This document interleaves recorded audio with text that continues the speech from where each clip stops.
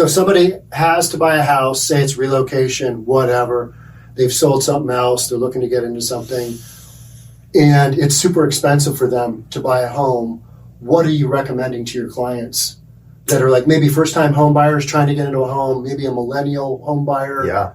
What are you, like what is that looking like? Because with the mortgage rates the way they are right now, these mortgage payments are through the roof. I mean, they're shocking. Yeah. Yeah, like $10,000. Yeah. I got a deal coming in, and it's going to be a $1.4 million loan amount roughly. A jumbo loan at 7%, with property taxes or what they are and your total payment, it's going to be about $11,000 with taxes and insurance. So you got to be making. And these people are paying $3,000 a month rent, but they're going to be a homeowner. They're going to build equity. Okay. This is in Kirkland. Yeah. This is in walking distance to downtown.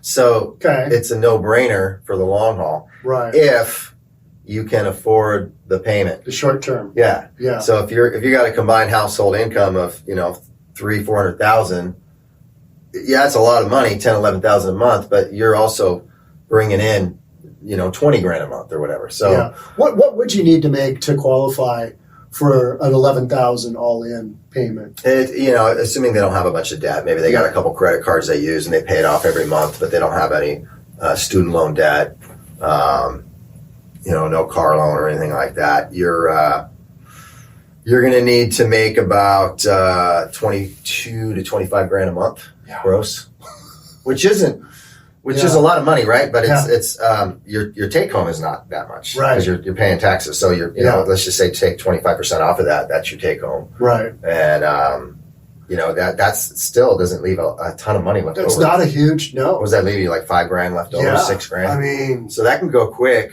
Especially if you got kids and stuff. You got kids. But I tell everybody, budget. Can you afford the payment? Yes, the payment's going to hurt for a while because its rates are high. Big chunk of your. But income. would you rather buy now when rates are higher and pay less for the house than say 6 months to a year from now when rates may be lower? Let's just say 6 months to a year from now, rates are half a point lower or even 1% lower. The lower they go, the more people are going to be out competing. This Seattle markets, there's a lot of people with money. Yeah. And there's a lot of people on the sidelines because I pre-approve people. I've been pre-approving in the last couple months, about 4 people a week. And really only one of those is going under contract within like 60 days because they can't find the house. Yep. Because there's not enough inventory, and whenever they do make an offer on, they're getting outbid. Multiple offers. They're getting outbid. Yeah. And that's with rates at over 7%. Yeah. So when those rates come down, that buyer pool expands big time, and those people jump on in. Yeah. My prediction is prices just go nuts. They are going nuts still, and 7% year over year is a great return. Yeah. And if rates go to 6% in by the end of this year, or 6.25%, which could happen. Do you think that will? What do you think odds are in that happening? I say January 1st to end of December. I think that the odds are slim. Yeah, me too. But I think on a conventional loan we could get back down to like 6.5, 6.75. So difference by the end of the year. Take that $11,000 payment at 6.5%. What would that drop to? I know I'm putting you on the spot. that was a large mortgage, at $1.4 million. But would it drop a couple of grand? No, not quite that much. Not quite that much. You're going to drop if you drop 1% in rate. Yeah. If we drop 1% in rate, that's going to drop. That's going to drop. That's going to drop probably about $900 to $1,000 a month. Okay, going from 7 to 6. Yeah. Okay. Say on a jumbo loan. So it's a reduction, but still, you got to be making some. Yeah, but even still, like you're saying, okay, my payment's going to go down $1,000 a month. That's a significant amount of money. Right. But it's still, it's still an expensive payment. It's a big nut. But then you're not going to be at 6% forever either, because I firmly believe in 2 or 3 years rates will be, back down. We won't see 3% again. Yeah. Maybe not 4 for a while, but we might in a couple of years hang around that 5 to 4.75 to 5% mark in a couple of years from now. And if they go back down to that, that's when the things will be real crazy. And people will save a lot of money, but they'll also be a lot more buyers. They got a lot more juice. Yeah. the economy gets going, I think inflation slows. We have an election year. There's a lot to say there, but if things get turned around again and inflation goes back, goes back to really low, we'll see rates go back down. I think personally, the new norm for interest rates, it could be a couple years from now, but it's going to. I think this next 6 months to a year is going to be a little bit of a roller coaster ride. Yeah, and higher versus lower. Yeah, I'm not, like I said, I'm not this next quarter. I'm not super optimistic for rates.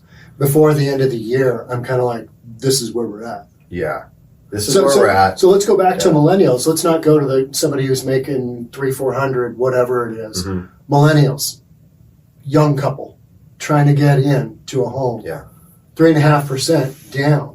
FHA. Mm-hmm. No, that's tough. If you're a millennial, because I do have a lot of millennial clients who have 20% down in this market because they're in the tech industry.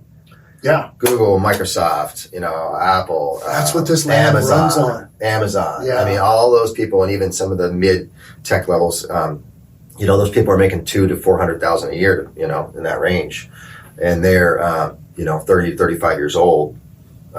They've got a lot of them got two incomes, So they've got money, but the ones that are, not in the tech industry or whatever, they're making, say they're making $100,000 a year.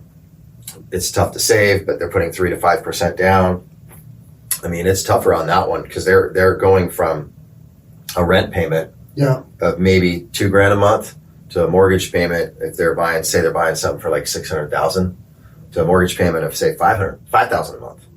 So $2,000 to $5,000, that's a big swing compared to, in my opinion, compared to somebody who's making $400,000 a year and they're going from rent. Huge. They're going to $3,500 in rent to a $10,000 payment. Because that's a big swing, but it's a bigger swing when your income is a lot less, in my opinion. So that's another thing. What about folks with just got out of college, entry level job? They're not making six figures. Yeah. I mean, how are they going to be able to afford a house in Seattle? Yeah, it's tough. When your median housing prices. There are some condos out in the suburbs and out in certain places where you can get into a condo, 2-bedroom condo for $400,000. I was going to say $400,000 to $500,000. Yeah. Even that though, Dan, $500,000, 20% down. With interest rate at 7%, that's a big nut. It is, and then you have HOA dues. Yeah. Yeah. Some of them rent a room out. Yeah. Some of these 20s. Can you qualify in their with 20s. that though? No, not unless it's got unless it's got a detached an ADU on it. Yeah. ADU. So you got yourself, you got your new spouse, and then you got your baby, and then you got a roommate. You know what I mean? That's reality. Yeah. Yeah. There's some of that. It's just nutty how expensive things have gotten. Yeah, it's tough. It's tough for some people. And is that sustainable? Are our housing prices sustainable? That's a concern. That's a valid concern in the Seattle market. Because what's that limit? I mean, when we get to a certain point, nobody's going to be able to afford a home. Like, for example, I think a year ago, Kirkland was about $850 a square foot. And Kirkland's real popular, so I'm talking there because I, do a lot of business there. That's My your office hometown. is there. Yeah. And now we're talking $1,000 a square foot. I have one under contract. They went under contract today. It's $1,020 a square foot in Kirkland. Now it's in a great location in Kirkland. Right. But it's still. And you said one the other day was $1,200 a square foot. Yeah. So we went from $800 to $900 a square foot, call it $850 a square foot a year ago, to now to over $1,000 a square foot in Kirkland. So Kirkland's the hot one. Bellevue also, obviously, in certain parts of Bellevue, West Bellevue, west of 405, super hot. And if you'd have like 5 years ago told me this is what's going to happen, we're going to have COVID, rates are going to go down, prices are going to skyrocket, and then rates are going to go way up and prices are going to still skyrocket. Yeah. I would have said no. I have never seen. So I started in the industry in the 80s, and we were just coming through that time period.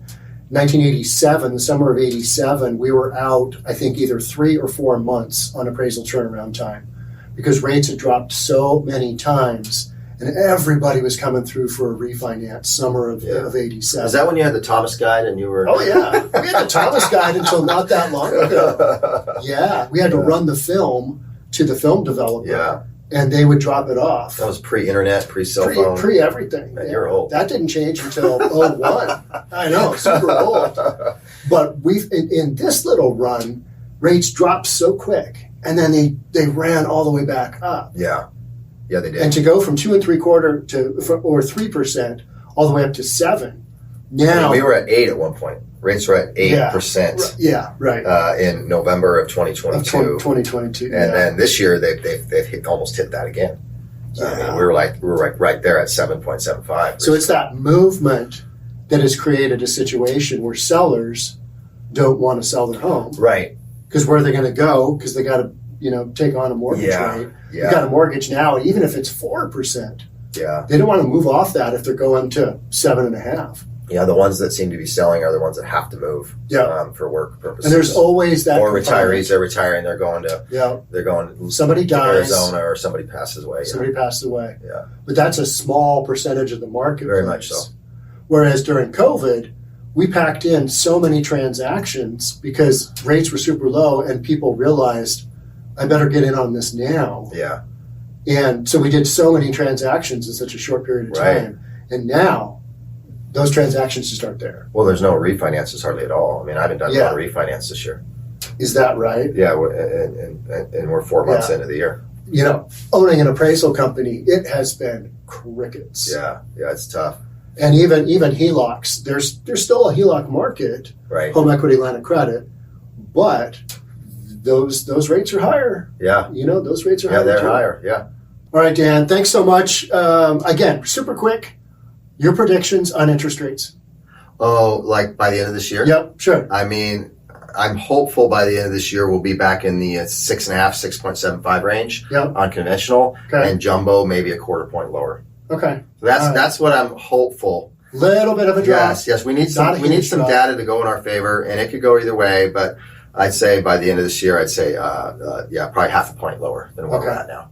Thanks so much, and we'll have Dan's contact information in a link below. Reach out to Dan. He's a great mortgage broker. I've been working with Dan for years and years and years, licensed in multiple states, and I recommend him to anybody that's considering getting a loan. Thanks again for coming on, Dan. Thank you, Sean. Appreciate it. You bet.